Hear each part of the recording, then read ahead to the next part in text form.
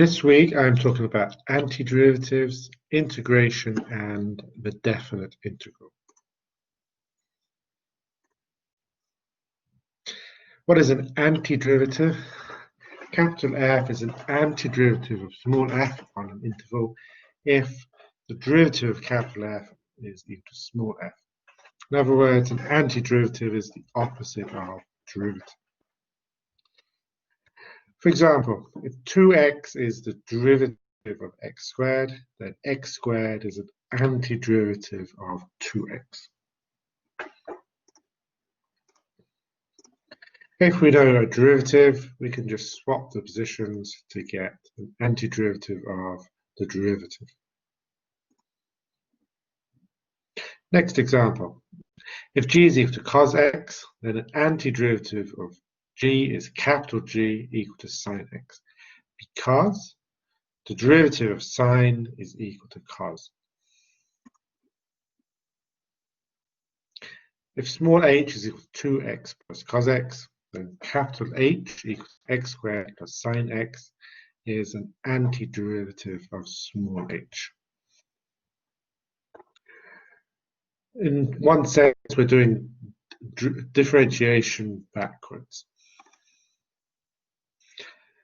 Now, antiderivatives are not unique.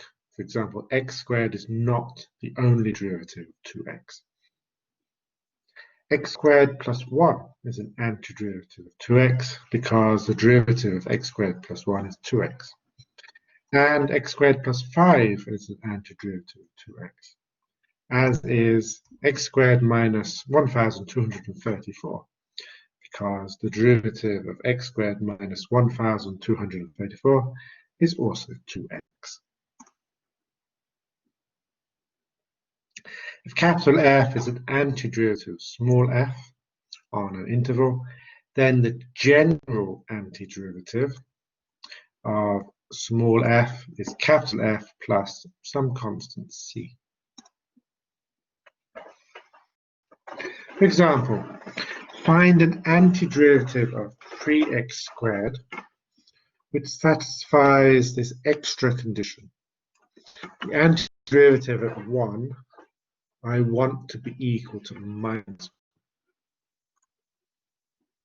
First, I'm going to find the general antiderivative, and then I'm going to find the value of the constant.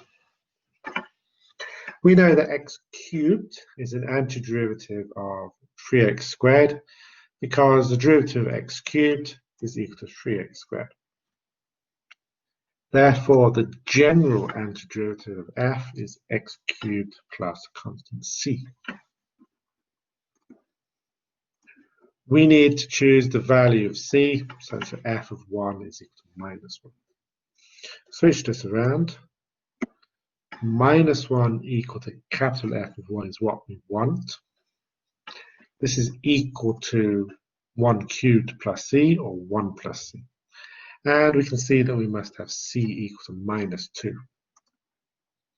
Therefore, the answer to this problem is capital F is x cubed minus 2. Let me run through some common derivatives, some revision. The derivative of x to the power n is nx to the power n minus 1. The derivative of sine kx is k cos kx. The derivative of cos kx is minus k sine kx. And in fact, the derivative of e to the power kx is k e to the power kx. We can also look at general antiderivatives of these easy functions. First of all, a general antiderivative of x to the power n, and I have to be careful here as long as x is not minus, so as long as n is not minus 1. When we differentiated, what did we do? When we differentiated, we decreased the power of x by 1. So when we do the opposite, we should be increasing it by 1. We also multiply by n when we differentiated. So if we do the opposite, we're going to be dividing by something. General antiderivative of x to the power n, increase the power from n to n plus 1, and then divide by n plus 1. Okay, x to the power n plus 1 divided by n plus 1 plus a constant c. And you can check that if we take this function and we differentiate it, we get x to the power n.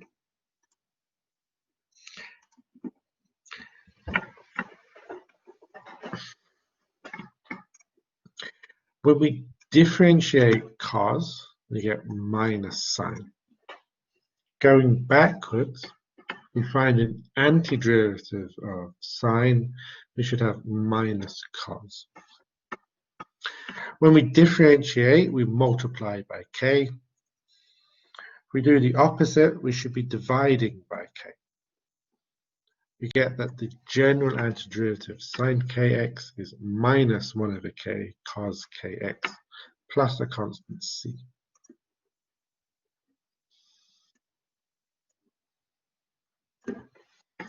When we differentiate sine, we get cos.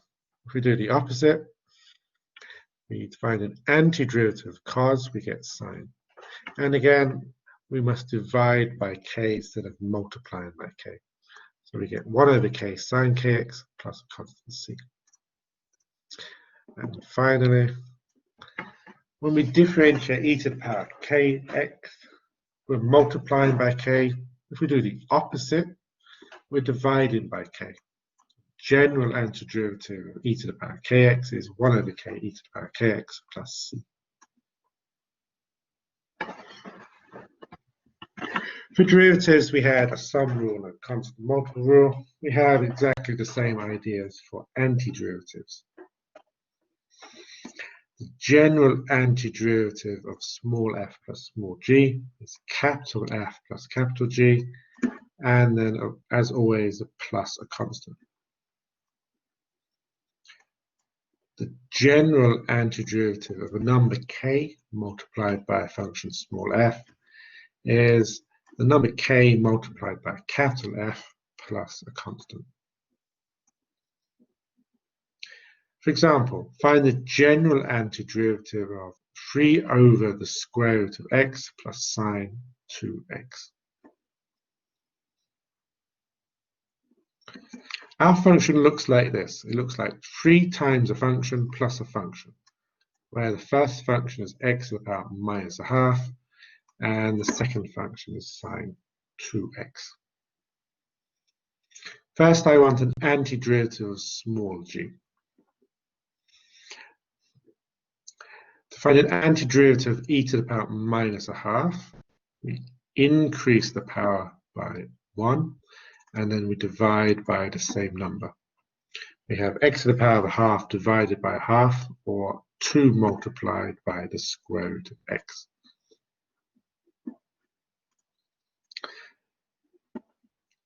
Antiderivative of sine 2x, we looked at this on a previous page, minus half cos 2x. Put this all together, general antiderivative of small f is first function multiplied by 3, 6 square root of x, and then plus capital H, minus a half cos 2t, and then always on the end plus c. The general antiderivative of f has another name. It's also called the indefinite integral of f with respect to x. And we can write it like this. What does this mean? This large letter S is called the integral sign. The function that we're finding the general antiderivative of is called the integrand. And on the end, we write dx so that we know that x is the variable of integration. Some examples. The indefinite integral of 2x dx, or to say this another way, the general antiderivative of 2x is x squared plus c. the integral of cos x, there's a mistake here, it should be dx just here, is equal to sine x plus c. The integral of x plus cos x dx is therefore x squared plus sine x plus c.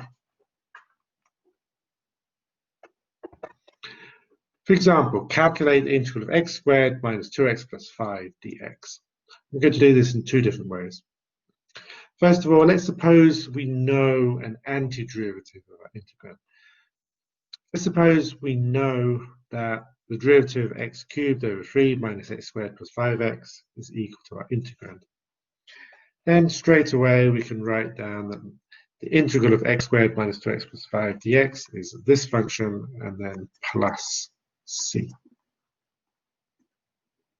Perhaps we don't know this. Perhaps we want to break this problem up into easier problems. Using the sum rule and constant multiple rule, instead of doing one integral, we can break this up into 3 easier integrals. And then we can find the general antiderivative, or the indefinite integral of each one. X cubed over 3 plus some constant c1, and then minus x squared plus some constant c2, and then plus 5x plus some constant c3. Or to rearrange this, we have same function as before, and now plus c1 minus c2 plus c3. But we only need one constant. Instead of c1, c2, and c3, we can combine these by giving this number a new name. We can call this number capital C. Then we can write our answer as x cubed over 3 minus x squared plus 5x plus c. Next example. Let's suppose you drop a box off the top of a tall building. Acceleration due to gravity is 9.8 meters per second downwards. You can ignore the air resistance or the drag of the box. The question is, how far does the box fall in 5 seconds? Here's a picture. This is you on the top of the building. And you're dropping this box. Let's suppose the velocity of the box is v, which is pointing downwards. And let's suppose in t seconds, the box falls s meters. The acceleration is 9.8 meters per second squared, pointing downwards. We know from physics that acceleration is the derivative of velocity. Or to say this another way, the velocity is an antiderivative of the acceleration. So the velocity must be 9.8 t plus a constant c meters per second. At time t is equal to 0, you let go of the box. That means the box is not moving at time t equal to 0. So v of 0 must be 0, and this means that capital C must be 0. So the velocity at time t must be 9.8 t meters per second. We also know from physics that velocity is the derivative of position. So distance fallen, how far does the box fall? This is an antiderivative of velocity. Therefore, the distance that the box is falling must be 4.9 t squared plus a different constant. Let's call this c tilde. Again, remember that you're holding the box, and then at time 0, you let go of the box. So after 0 seconds, the box has fallen 0 meters. That means s of 0 must be 0, and therefore c tilde must be 0. Therefore, in t seconds, the box falls 4.9 t squared meters. And then we can answer after 5 seconds, the box has fallen 122.5 meters. Next, integration. Let's suppose we have some function, let's say 1 minus x squared. And let's suppose we're interested in the area underneath the graph of this function. Suppose we want to calculate the area of this region, capital R. How can we do this? We might approximate this area using rectangles. I can fit 2 rectangles inside this area. I have a rectangle of width 1/2 and height 3/4, and I have another rectangle which is just here, width 1/2 and height 0. We can use these 2 rectangles to roughly approximate the area of capital R. Because the area of R is roughly approximate to the area of the 2 rectangles. The left rectangle had height 3/4 and width 1/2. The right rectangle had height 1/2, width. So height 0, width 1/2. When we calculate this, the area of these 2 rectangles is 3/8. Can we do better than this? And the answer is yes, we could use more rectangles. Instead of using 2 rectangles, we might try to use 4 rectangles. This is the 4th rectangle. The 4th rectangle has height 0. The first rectangle has height 15/16. Second rectangle has height 3/4. And the third rectangle has height 7/16. How do I know these? Because the function is 1 minus x squared. If we put in, say, x is 1/4, I get 1 minus 1/4 squared, or 1 minus 1/16, which is equal to 15/16. So this height here must be 15/16. We can say that the area of our region R that we're trying to find is approximately equal to the area of these 4 green rectangles. We know the width and the height for these rectangles, so we can calculate this area as 17/32.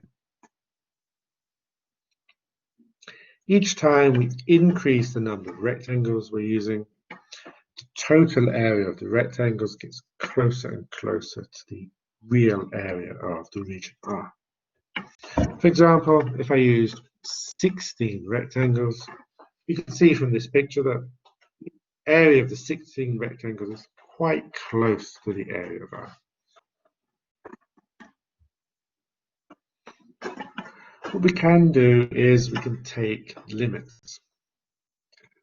The idea is this. We want to calculate the area of the rectangle R.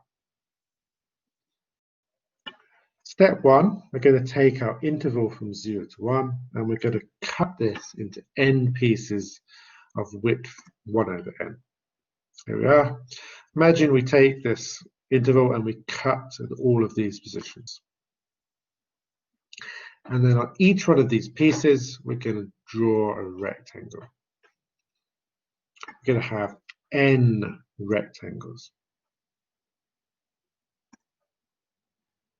Then we're going to take the limit as n tends to infinity.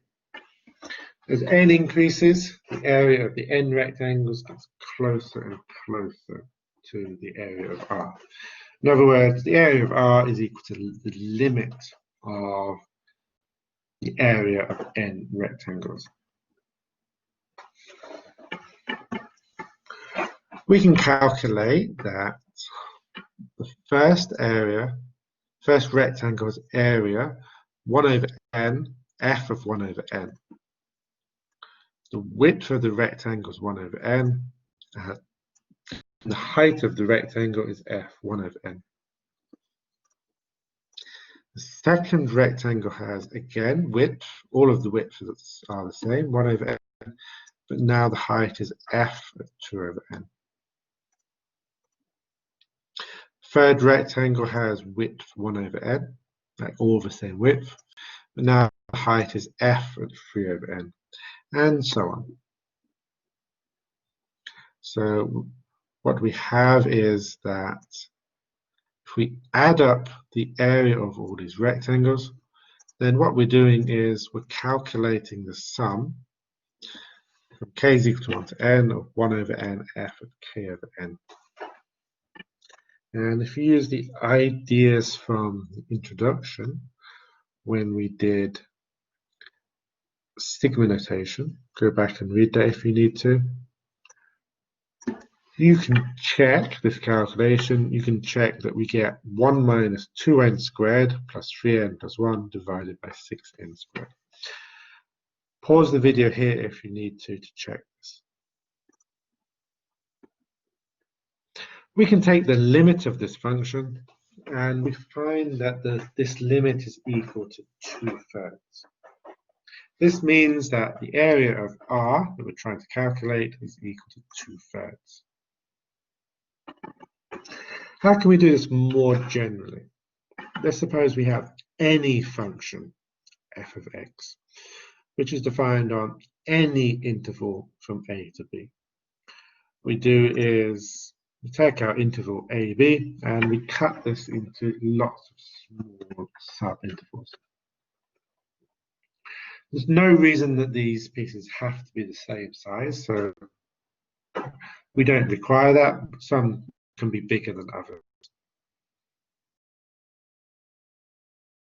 Each of these rectangles, we need to choose a point. These are labeled in red. You're going to choose C1 in the first interval, C2 will be in the second interval, C3 will be in the third interval, somewhere in the third interval, and so on. C4 will be somewhere in the fourth subinterval, and so on. We need a way to describe the width of these intervals. We're going to use the notation capital delta xk for the width of the kth subinterval.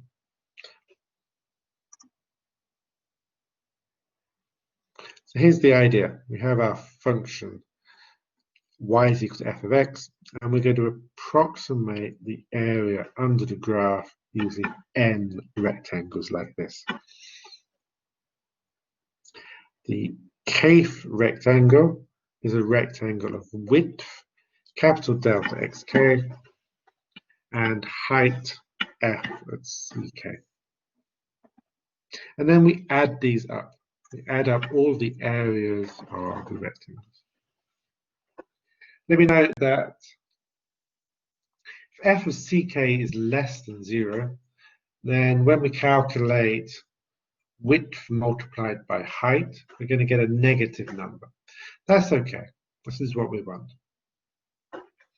The total area of the n rectangles will be the sum from k is equal to 1 to n of the height of this rectangle multiplied by its width, f of ck multiplied by capital delta xk. This is called a Riemann sum. Then we're going to want to take the limit as n tends to infinity. Sometimes this limit exists, sometimes this limit does not exist. I've been deliberately quick here because I don't want to dwell on this too much. I just want you to understand, what does an integral really mean? Now, here's the key point. If the limit of these Riemann sums exist, then it's called the definite integral of f over the closed interval from a to b. And we write it like this. If the limit exists, we write it as integral from a to b of f of x dx.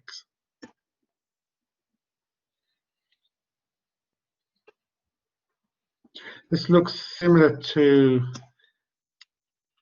the notation for an indefinite integral.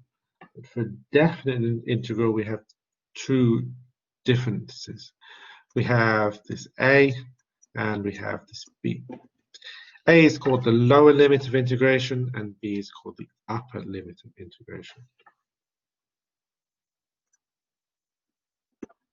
What does this mean? This means the area underneath the graph of a function between a and b.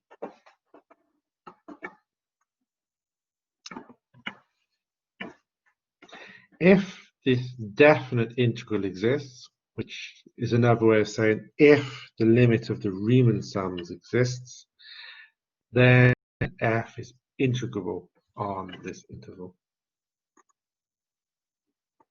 For example, we've looked at this function before. 1 minus x squared is integrable on the closed interval from 0 to 1, and the definite integral from 0 to 1 of 1 minus x squared dx is equal to 2/3. We know this because we've calculated the limit of some Riemann sums. Let me remark that it doesn't matter which letter we're using here. We could have integral from a to b f of x dx, or instead of x, we might use a different letter. We might use the letter u. Integral from a to b f of u du, or integral from a to b f of t dt. These all mean exactly the same thing. It doesn't matter which letter we use for the variable of integration. So this letter is called a dummy variable. Theorem. If f is continuous on an interval, then f is integrable on this interval. If f has finitely many jump discontinuities, but is otherwise continuous, then again f is integrable.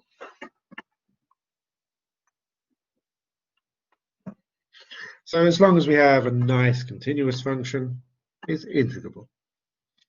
When is a function not integrable?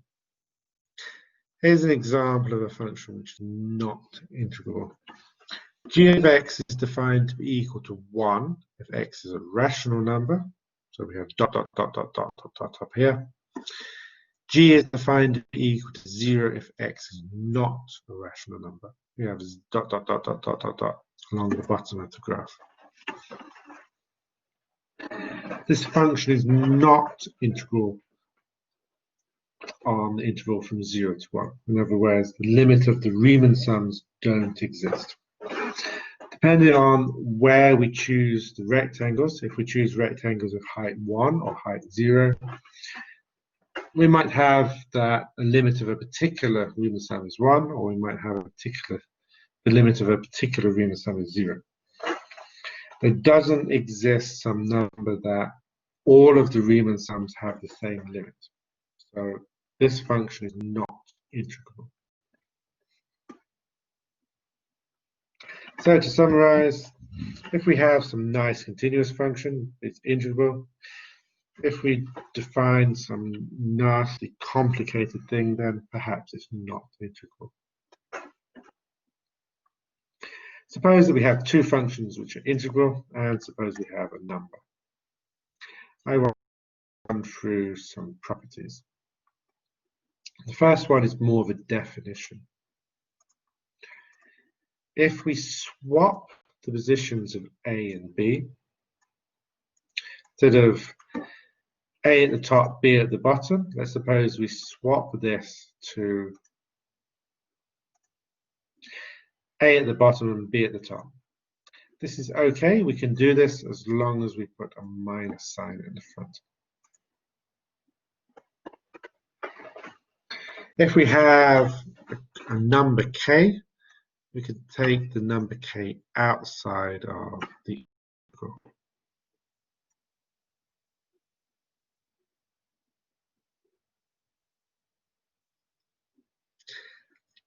If we have an interval from a to b,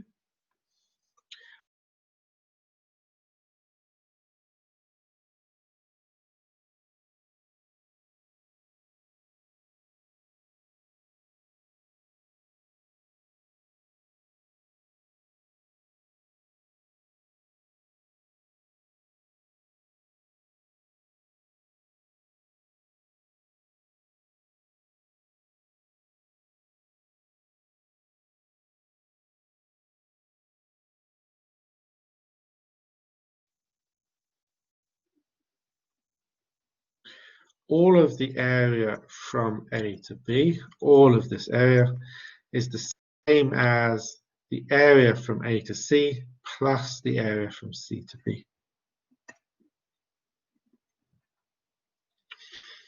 Property 4.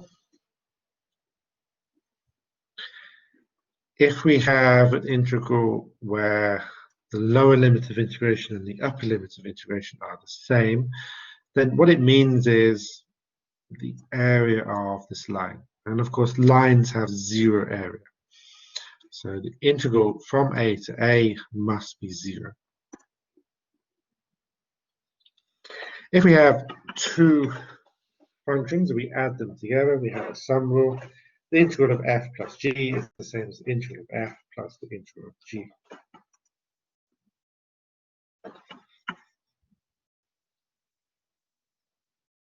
We have an inequality for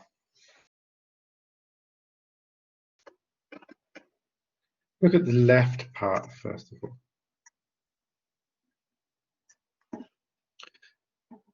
I'm saying that the integral from a to b of f of x is bigger than b minus a multiplied by the minimum of f. Look at this green rectangle here, which I'm shading in here. This rectangle is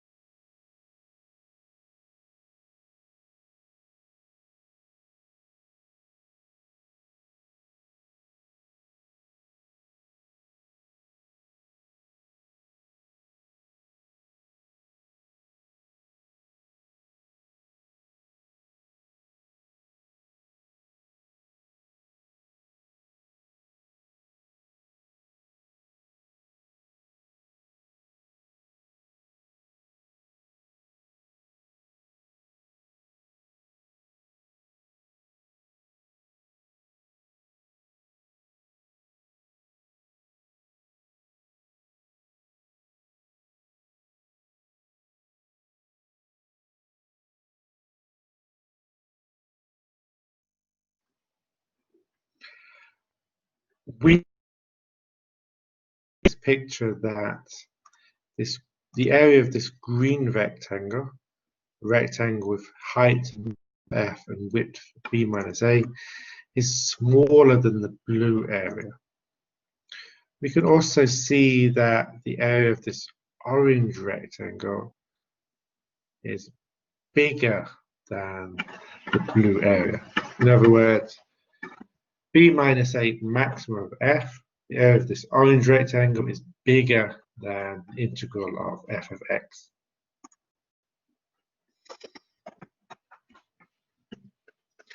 A similar idea, let's suppose g is bigger than f between a and b. We don't care what happens over here on the left. All we care is what happens between a and b.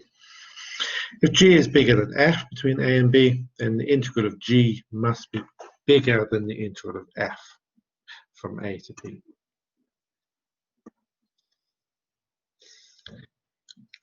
If g is always positive, then the integral of g must be positive.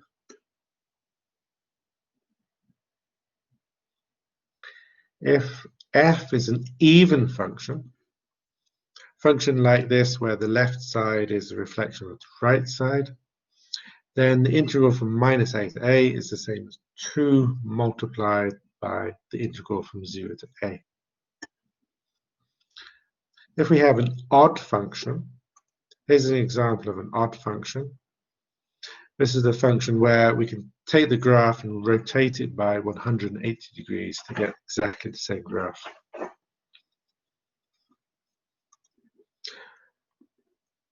I'm saying the integral from minus a to a must be 0 because we have a positive term, positive area which cancels out with a negative area, and a negative area which cancels out with a positive.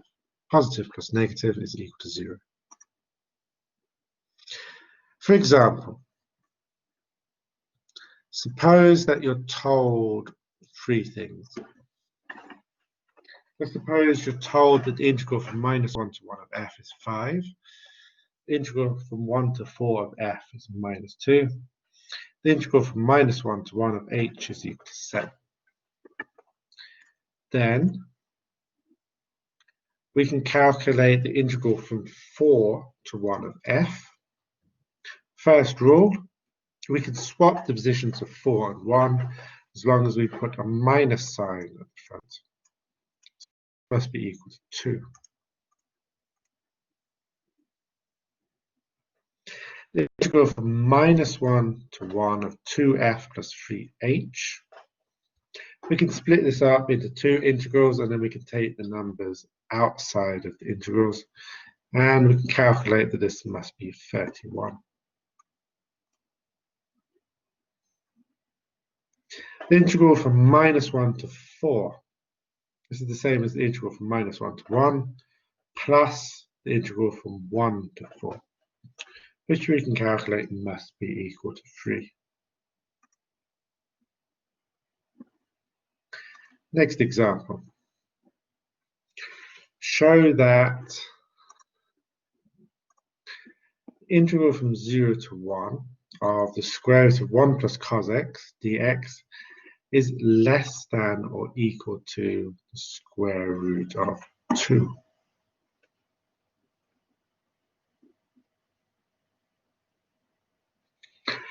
What we can do, we can use, again, the theorem. We know that the maximum value of our function between 0 and 1, what's the biggest that this could possibly be? Well, so cos is always between minus 1 and 1. The biggest that cos could be is 1. The biggest that this function can be is the square root of 2. So our integral must be less than or equal to the width of a rectangle, 1 minus 0, multiplied by the maximum of the integrand, or 1 multiplied by the square root of 2. Next, calculate the integral from minus 2 to 2 of x cubed plus x dx. This is in fact an easy one. X cubed is an odd function. X is an odd function. We have odd function plus odd function. We have odd function. If we're integrating from minus 2 to 2 of an odd function, we must get equal to 0. Finished. Calculate the integral from minus 1 to 1 of 1 minus x squared. This time we have an even function. So the integral from minus 1 to 1 of 1 minus x squared must be 2 times the integral from 0 to 1 of 1 minus x squared. We know this integral. We've done this. We've calculated the limits of Riemann sums for this integral. We know that this is 2/3. So now we must have 2 multiplied by 2/3 or 4/3.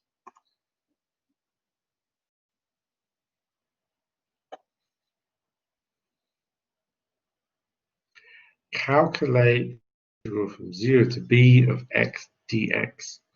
Some positive number b. I'm going to solve this problem in 2 different ways. First, I'm going to use a Riemann sum to calculate this. What I'm going to do is I'm going to calculate I'm going to cut my interval from 0 to b into n pieces. And just to make it easier, I'm going to make these n pieces all exactly the same width. I'm going to cut it into n pieces where each piece has width b divided by n. Here's a picture of what I'm doing. And then I'm going to approximate this area using these n rectangles.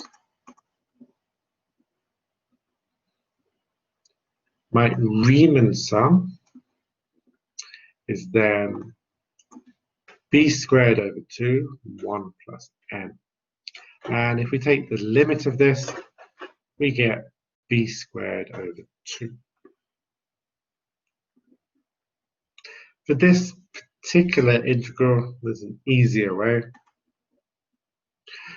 We could just use the formula for the area of a triangle.